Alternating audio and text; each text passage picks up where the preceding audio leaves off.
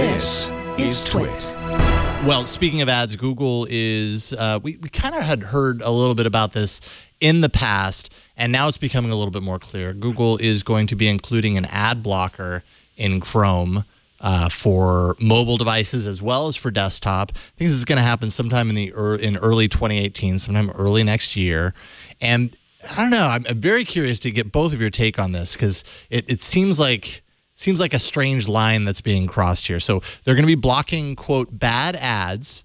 And Google did say including those owned and served by Google. What are bad ads? You know, bad ads would include pop-ups, autoplay ads, flashing image ads, those sorts of things. Basically, sites need to comply with better ad standards per the Coalition for Better Ads to avoid this blocking. But the members of that coalition, of course, are Google and Facebook, which account for somewhere around 99% of digital ad revenue growth in the U.S. last year, 77% of gross ad spend.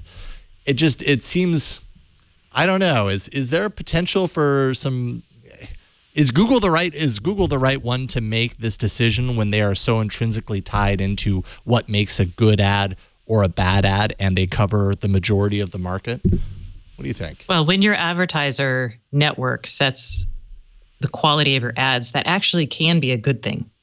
I see where the problem comes in, but my one question about this, and I don't know if you know the answer to this, is autoplay ads inside content. So if, like, I used to work at Fortune and we had these autoplay ads and autoplay videos that we had to insert into every story. So is that a bad ad, or is that content just really irritatingly delivered? That's a really great question. I mean, I don't know. I know that anytime there's an autoplay ad on a page, I want to scream. Well, yeah, any autoplay same video. net effect for me, anyways. I don't know where Google so would that's a question, because then publishers would probably just hide the ads a little bit more in things that look closer to content. And these are obviously publishers, not like the crazy publishers like Outbrain and stuff that are just crazy clickbait, but you know. I don't know. I mean, like, that's irritating. And I would call that a bad ad, and it uses my data plan and I get all cranky. So I would love for those to be blocked, or at least to maybe say, hey, do you want to play this before it actually happens? Right. Yeah. Somewhere a long time ago, I changed the settings, you know, when kind of this conversion to Flash or away from Flash was happening. And I changed the settings so that anytime there was a Flash element on the screen, never make it appear automatically, always ask me. Like, I had to actively enable that module anytime I actually wanted to see whatever the Flash content was. Something similar like that, potentially, because that was actually really helpful. I avoided a lot of pain with Flash, but I don't know. More and more, we're not really seeing as much Flash these days, and that's, I think, a good thing. They say supposedly there will be a threshold for sites. So it's not as if a site offers a single bad ad and at which point Google blocks all the ads on the site. There will be a threshold of, quote, bad ads that would have to be passed on a site before Google would then decide to block all the ads on the site until the site or the publisher, you know, went in there and tweaked it and got rid of the bad ones, essentially. Who knows what that threshold will be. But it'll also be active by default. So this is not something that you opt into. It'll be new Chrome browser released. Everybody's getting blocked ads, and you have to opt out of it if you want. So. Well, I can't see a lot of people choosing to opt out. I can, as a publisher who's trying to get, you know, attention. I'm like, oh, crap, are my ads going to be bad? I have a pop-up that shows to my readers on the site, if they go there, I think it's every 30 days. So, like, it refreshes every month. Yeah. It'll pop up for you the first time you visit for that month, right? And I'm like, oh, I don't love it, but I'm also like, it only happens once a month for people. Right. So maybe, I don't know. What do you think, Danny? Where do you fall on this idea of Google backing this ad blocking? Yeah, I mean, I think there's a good degree of unease of Google's going to have this this way of stripping out ads, especially for their own, you know, but our ads will probably be all right. I mean, when they say, well, our ads will fall under it, you can be sure that by the time they get to this, that will all be cleared up. Like they shouldn't be running ads that are having that kind of issue. Right. What they might have are people who are using their ad serving technology who still do things that they don't like. But I don't know. We'll see how it gets when it's out there and it's implemented.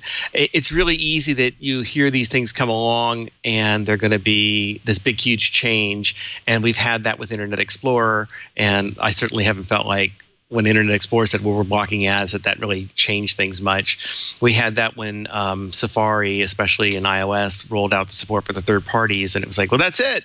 Ads are dead. And then, like, you know, the ads are still there. And, you know, a lot of people downloaded those extensions to begin with, or the apps, and then they didn't seem to do much with it. So, you know, I think the main thing is, are you really introducing something that's going to fundamentally improve the experience, or are we just introducing something that pretty much keeps us seeing all the same kind of ads that we get as before and takes out a little bit of the stuff? And I think a lot of us would like to have some improvement. I think when you go to a website and it's loading up 29 different trackers and, you know, 49 different ads, like, okay, that's a bit much. You know, how do you clean up that experience? So, and they certainly have the platform to do it with Chrome. You know, ultimately, I think I'd feel better about it if I felt the major browser people all together were sort of united. But, you know, I can dream for many things of unity. Well, and someone posted this in the chat room, and it's worth mentioning just because of who's involved. But Google is going to provide a tool for publishers that they can run to see if their ads are in violation and would be blocked. But the people who are part of this include Google, Facebook, News Corp, and the Washington Post. So that makes me feel like at least big publishers aren't going to be even angrier at Google because of something like this, which, you know, yay.